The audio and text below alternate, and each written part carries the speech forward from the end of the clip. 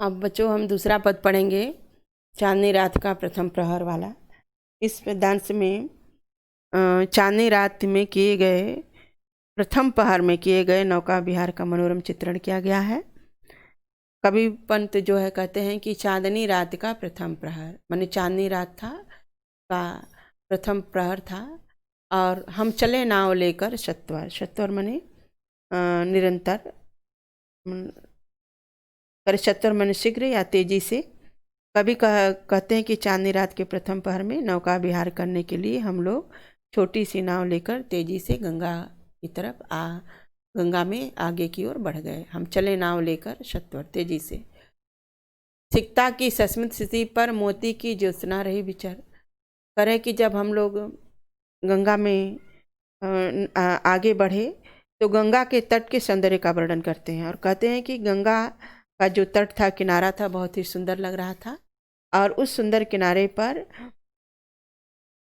उस जो है सिकता की सस्मित, सिकता माने बालू, बालू की सस्मित सिपी, सस्मित माने मुस्कुराते हुए, शिपी माने शिपी पर मोती की ज्योत्सना रहे विचर। सिपी में जो मोती थी उस मोती की ज्योत्सना माने चमक उस बालू पर जो है फैली हुई थी। माने मुस्कुराती हुई सिपी में मोती और मोती की चांदनी जो चमक थी वह सिकता माने बालू की सैया पर विचर रही थी, माने फैली हुई थी, छिटकी हुई थी। लो पाले चढ़ी उठा लंगर। हम लोग पाले नाव की पाले चढ़ गई और लंगर उठ गया। माने ढेर सारी नाव थी, कई नाव थी, कई नावों को लेकर के वो लोग नौका विहार करने के लिए गए थे। मृदु मंद मंद मंथर मंथर लघु तरणी हंसनी सी सुंदर। अब नाव का वर्णन है कि नाव किस प्रकार से सुंदर लग रही थी। मृदु माने कोमल, मंद मंद माने धीरे धीरे, मंथर मंथर माने धीरे धीरे, लघु तरणी माने छोटी छोटी नावें धीरे धीरे करके गंगा के जल में चल रही थी। तो ऐसा लग रहा था कि जैसे हंसनी सी सुंदर, वो छोटी छोटी नावें हंसनी के समान सुंदर प्रतीत हो रही थी जब गंगा के जल में वो छोटी छोटी नावें धीरे धीरे चल रही थी। तिल रही खोल पालों के पर, और जब पाले चल रहे थे नाव पर तो ऐसा लग रहा था कि वो छोटी सी हंसनी तैर रही हो और अपने पंख को फैलाए हुए हो, पाल रूपी पंखों को फैलाए हुए हो। निश्चल जल में सूची दर्पण पर प्रतिबिंबित हो रजत पुलिन निर्भर। और जो गंगा का जल था वो निश्चल था, निश्चिंत जल में सूची दर्पण माने पवित्र दर्पण के समान, बिंबित माने परछाई, माने परछाई हो रजत, रजत माने चांदनी के, पुलिन माने किनारा, निर्भर दुहरे ऊंचे लगते क्षण भर। कर थे कि जब गंगा के में हम लोग नौका विहार कर रहे थे तो गंगा का जल बहुत ही दर्पण के समान पवित्र था और निश्चिंत जल था, यानी शांत जल था।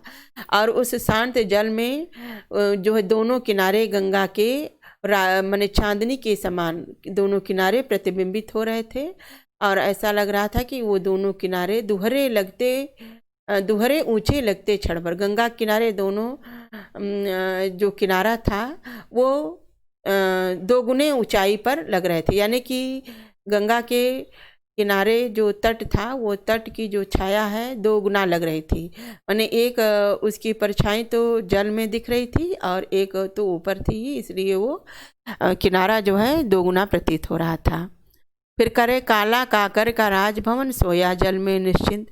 और काला काकर ये लोग घूमने गए थे तो काला काकर में का जो राज भवन था उसका भी प्रतिबिंब, उसका भी छाया गंगा के जल में दिखाई दे रहा था और ऐसा लग रहा था कि काला काकर का जो राजभवन है वो गंगा के जल में निश्चिंत होकर के सो रहा है। प्रमन पलकों पर वैभव स्वप्न सघन। पलक मने पलक होता है, वैभव मने वैभव के, स्वप्न सघन मने ढेर सारे घने स्वप्न जो है वैभव के स्वप्न जो है उनके दिखाई दे रहे थे। प्रमन मने शांत, और उनके पलकों में स्वप्न थे, वो स्वप्न जो है वैभव के स्वप्न थे। इस प्रकार से राजभवन जो है सोया हुआ प्रतीत हो रहा था, राजभवन के पलकों में स्वप्न था। अब देखिए इसका हम काव्य सौंदर्य देखते हैं। प्रस्तुत पद्यांश में गंगा के पवित्र होने और उसके तट के अत्यंत सुंदर होने का भाव प्रस्तुत किया गया है। इसमें रस शांत है, भाषा संस्कृत निष्ठ खड़ी बोली है, शैली प्रतीकात्मक शैली है, गुण प्रसाद है, शब्द शक्ति अभिधा है। अब इसका प्रश्न देखिए, कभी नौका विहार हेतु किस समय प्रस्थान करते हैं? कभी नौका विहार हेतु चांदनी रात के प्रथम प्रहर के समय प्रस्थान करते हैं। रात्रि में गंगा नदी की रेती की शोभा कैसे प्रतीत हो रही थी? रात्रि में गंगा नदी की रेती की शोभा जो है उसके तट की सुंदरता ऐसी लग रही थी कि मानो खुली पड़ी रेतीली से सीपी पर चंद्रमा रूपी मोती की चमक की चांदनी भ्रमण कर रही है। चमक अर्थात चांदनी भ्रमण कर रही है, इस प्रकार से लग रहा था। लघु तरणी हंसनी से सुंदर में कौन सा अलंकार उपमा है? रेखांकित पद्यांश की व्याख्या कीजिए। काला काकर का राजभवन, सोया जल में निश्चित, प्रमन पलकों पर वैभव स्वप्न। करें कि रेखांकित पद में काला काकर स्थान का नाम है। काला काकर में एक राजभवन था। वो राजभवन गंगा के निश्चित और शांत जल में सोया हुआ प्रतीत हो रहा था और ऐसा प्रतीत हो रहा था कि जैसे उसके पलकों में स्वप्न सघन स्वप्न भरा हुआ हो। पाठ का शीर्षक तथा कवि का नाम बताइए। पाठ का शीर्षक नौका विहार, कवि का नाम प्रकृति के सुकुमार कवि सुमित्रानंद।